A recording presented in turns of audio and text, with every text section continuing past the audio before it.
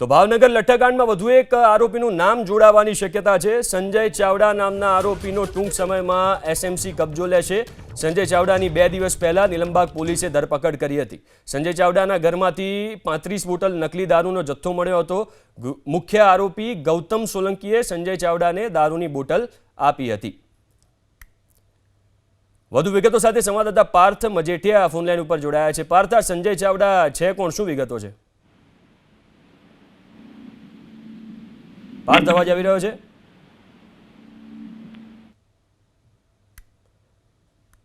તો ભાવનગર લઠ્ઠાકાંડમાં વધુ એક આરોપીનું નામ જોડાવાની શક્યતા છે। સંજય ચાવડા નામના આરોપીને ટૂંક સમયમાં એસએમસી એનો કબજો લઈ શકે છે।